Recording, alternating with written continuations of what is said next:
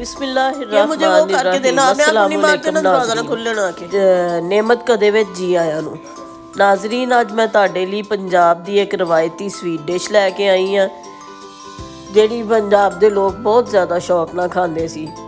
पहले लोग जिहड़े सी ਉਹ ਜਦੋਂ ਭੈਣਾਂ ਤੇ ਭਰਜਾਈਆਂ ਗਰਮੀਆਂ ਦੀਆਂ ਲੰਮੀਆਂ ਦੁਪਹਿਰਾਂ ਵਿੱਚ ਵਿਹਲੀਆਂ ਹੁੰਦੀਆਂ ਸੀ ਤੇ ਫਿਰ ਉਹ ਨਾ ਇੱਕ ਥਾਂ ਦਰਖਤਾਂ ਦੀ ਛਾਵੇਂ ਜਾਂ ਕਿਤੇ ਇਕੱਠੀਆਂ ਹੋ ਕੇ ਬਹਿੰਦੀਆਂ ਸੀ, ਨਾਲੇ ਤੇ ਗੱਲਾਂ ਬਾਤਾਂ ਕਰਦੀਆਂ ਸੀ ਤੇ ਨਾਲੇ ਹੱਥ ਨਾਲ ਮੈਦੇ ਦੀਆਂ ਸੇਵੀਆਂ ਵਟਦੀਆਂ ਸੀ। ਇਹ ਸੇਵੀਆਂ ਜਿਹੜੀਆਂ ਸੀ ਉਹ ਇੱਕ ਸਵੀਟ ਡਿਸ਼ ਦੇ ਤੌਰ ਤੇ ਬਣਾਈਆਂ ਜਾਂਦੀਆਂ ਸੀ ਤੇ ਨਾਲੇ ਕੰਮ ਹੋ ਜਾਂਦਾ ਸੀ ਤੇ ਨਾਲ ਸੇਵੀਆਂ ਬਣ ਜਾਂਦੀਆਂ ਸੀ। ਅੱਜ मैं ਤੁਹਾਨੂੰ ਇਹ ਸੇਵੀਆਂ ਬਣਾਉਣੀਆਂ ਸਿਖਾਵਾਂਗੀ। ਇਹਨਾਂ ਸੇਵੀਆਂ ਲਈ ਤੁਹਾਨੂੰ ਅੱਧਾ ਕਿਲੋ ਸੇਵੀਆਂ ਚਾਹੀਦੀਆਂ ਹੈ, ਅੱਧਾ ਕਿਲੋ ਚੀਨੀ ਚਾਹੀਦੀ ਹੈ, 5-7 ਲਾਚੀਆਂ ਚਾਹੀਦੀਆਂ ਨੇ, 1 ਚਮਚਾ ਘਿਓ ਦਾ ਚਾਹੀਦਾ ਹੈ ਤੇ ਗਿਰੀ ਬਦਾਮ ਤੁਸੀਂ ਆਪਣੀ ਮਰਜ਼ੀ ਨਾਲ ਲੈ ਸਕਦੇ ਜੇ। ਹਾਂਡੀ ਨੂੰ ਗਰਮ ਕਰਕੇ ਉਹਦੇ ਵਿੱਚ ਤੁਸੀਂ ਘਿਓ ਪਾ ਲਓ। ਘਿਓ ਜਦੋਂ ਚੰਗੀ ਤਰ੍ਹਾਂ ਤੱਤਾ ਹੋ ਜਾਵੇ ਉਹਦੇ ਵਿੱਚ ਫਿਰ ਤੁਸੀਂ ਨਾ ਲਾਚੀਆਂ ਪਾ ਕੇ ਕੜਕਾ ਲਓ। ਲਾਚੀਆਂ ਦੀ ਜਦੋਂ ਸਮੈਲ ਆਉਣ ਲੱਗ ਜਾਂਦੀ ਹੈ ਫਿਰ ਅਸੀਂ ਵਿੱਚ ਸੇਵੀਆਂ ਪਾ ਕੇ ਤੇ ਭੁੰਨੀ ਦੀਆਂ। ਨਾਜ਼ਰੀਨ, ਪਹਿਲੋਂ ਦੌਰ ਵਿੱਚ ਜਿਹੜੇ ਆ ਨਾ ਲੋਕਾਂ ਦੇ ਕੋਲ ਜਿਹੜੇ ਨਾ ਵਕਤ ਗੁਜ਼ਾਰਨ ਦੇ ਨਾ ਬੜੇ ਮਹਦੂਦ ਜ਼ਰੀਏ ਸਨ। ਇਸੇ ਤਰ੍ਹਾਂ ਔਰਤਾਂ ਜਿਹੜੀਆਂ ਨਾ ਆਪਣਾ ਦਿਲ ਪਰਚਾਉਣ ਲਈ ਗਰਮੀਆਂ ਦੀਆਂ ਦੁਪਹਿਰਾਂ ਨੂੰ ਵਿਹਲੀਆਂ ਹੋ ਕੇ ਬਹਿ ਕੇ ਨਾਲੇ ਸੇਵੀਆਂ ਵਟਦੀਆਂ ਸੀ, ਕੰਮਕਾਰ ਕਰਦੀਆਂ ਸੀ ਤੇ ਨਾਲੇ ਜਿਹੜਾ ਹੈ ਨਾ ਆਪਣਾ ਵਕਤ ਗੁਜ਼ਾਰਦੀਆਂ ਸਨ। ਕੰਮ ਵੀ ਹੋ ਜਾਂਦਾ ਸੀ ਤੇ ਸੇਵੀਆਂ ਵੀ ਵਟੀਆਂ ਜਾਂਦੀਆਂ ਸੀ, ਜਿਹੜੀਆਂ ਵਕਤਨ ਫੋਕਤਨ ਬੰਦੇ ਪਕਾ ਲੈਂਦੇ ਸੀ।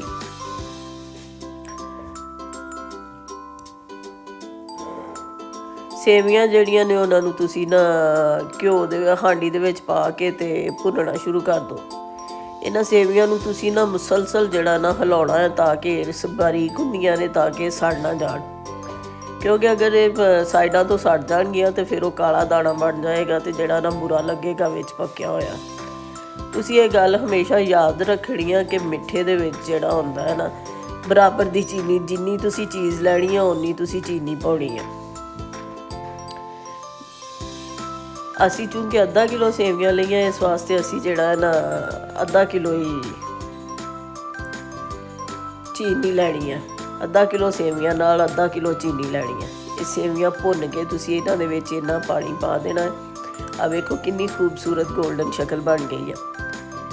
ਸੇਵੀਆਂ ਨੂੰ ਭੁੰਨ ਕੇ ਤੁਸੀਂ ਇਹਨਾਂ ਦੇ ਵਿੱਚ ਇੰਨਾ ਪਾਣੀ ਪਾਉਣਾ ਕਿ ਸੇਵੀਆਂ ਗਲ ਜਾਣ।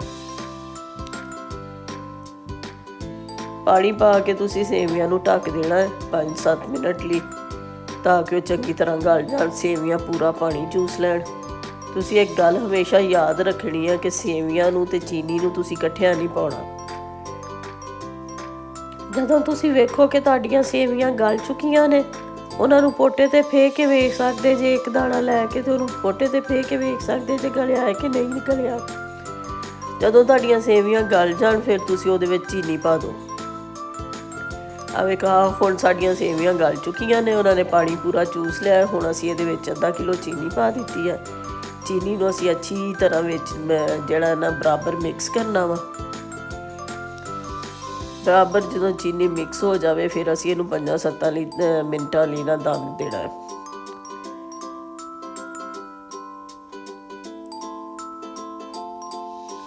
ਪੰਜ 7 ਮਿੰਟ ਦਮ ਦੇਣ ਤੋਂ ਬਾਅਦ ਜਿਹੜੀਆਂ ਨਾ ਸਾਡੀਆਂ ਸੇਵੀਆਂ ਬਿਲਕੁਲ ਖਿੜੀਆਂ ਖੂਬਸੂਰਤ ਜਿਹੜੀਆਂ ਨੇ ਨਾ ਸੇਵੀਆਂ ਤਿਆਰ ਹੋ ਜਾਣਗੀਆਂ। ਇਹ ਸੇਵੀਆਂ ਸ਼ਕਲ ਵਿੱਚ ਵੀ ਬਹੁਤ ਖੂਬਸੂਰਤ ਲੱਗਦੀਆਂ ਨੇ ਤੇ ਖਾਣ ਵਿੱਚ ਵੀ ਬਹੁਤ ਜ਼ਿਆਦਾ ਮਜ਼ੇਦਾਰ ਹੁੰਦੀਆਂ।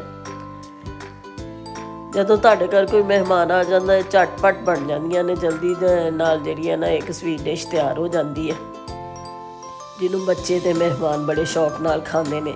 ਸਾਡੇ ਪੰਜਾਬ ਵਿੱਚ ਅਜੇ ਵੀ ਇਹ ਸੇਵੀਆਂ ਜਿਹੜੀਆਂ ਨੇ ਨਾ ਬੜੇ ਸ਼ੌਕ ਨਾਲ ਖਾਧੀਆਂ ਜਾਂਦੀਆਂ ਨੇ, ਖਾਸ ਤੌਰ 'ਤੇ ਜਦੋਂ ਨਾ ਮਹਿਮਾਨ ਆਉਂਦੇ ਨੇ ਤੇ ਗਰਮੀਆਂ ਦੀਆਂ ਲੰਮੀਆਂ ਦੁਪਹਿਰਾਂ ਵਿੱਚ ਜਦੋਂ ਲੋਡੇ ਦਾ ਟਾਈਮ ਹੁੰਦਾ ਉਦੋਂ ਵੀ ਜੀ ਆਉਂਦੇ ਨੇ ਵੀ ਹੁਣ ਚਾਹ ਦੇ ਨਾਲ ਜਿਹੜਾ ਹੈ ਨਾ ਤੁਸੀਂ ਥੋੜ੍ਹਾ ਜਿਹਾ ਮਿੱਠਾ ਬਣਾ ਲਓ, ਯਾਨੀ ਸੇਵੀਆਂ ਬਣਾ ਲਓ ਜਾਂ ਸੂਜੀ ਬਣਾ ਲਓ।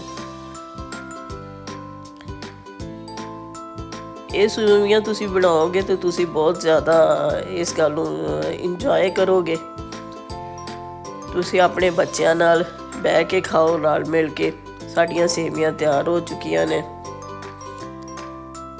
ਮਹਿਮਾਨਾਂ ਨੂੰ ਪੇਸ਼ ਕਰੋ।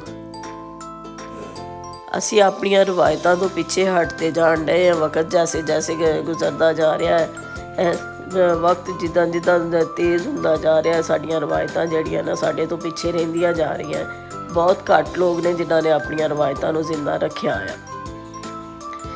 ਇਹ ਪੋਟਿਆਂ ਵਾਲੀਆਂ ਸੇਵੀਆਂ ਸਾਡੀ ਇੱਕ ਰਵਾਇਤੀ ਡਿਸ਼ ਆ ਅਤੇ ਅਸੀਂ ਜਿਹੜਾ ਹੈ ਨਾ ਇਹਨੂੰ ਕਾਇਮ ਰੱਖਣਾ ਚਾਹੀਦਾ ਵਾ। ਅਤੇ ਲਓ ਸੇਵੀਆਂ ਤਿਆਰ ਹੋ ਗਈਆਂ। ਹੁਣ ਤੁਸੀਂ ਇਹਨਾਂ ਨੂੰ ਖਾਓ ਅਤੇ ਖੁਸ਼ ਹੋਵੋ ਅਤੇ ਆਪਣੇ ਬੱਚਿਆਂ ਮਹਿਮਾਨਾਂ ਨੂੰ ਦਿਓ ਅਤੇ ਮੈਨੂੰ ਆਪਣੀਆਂ ਦੁਆਵਾਂ ਵਿੱਚ ਵੀ ਯਾਦ ਰੱਖਿਆ ਜੇ।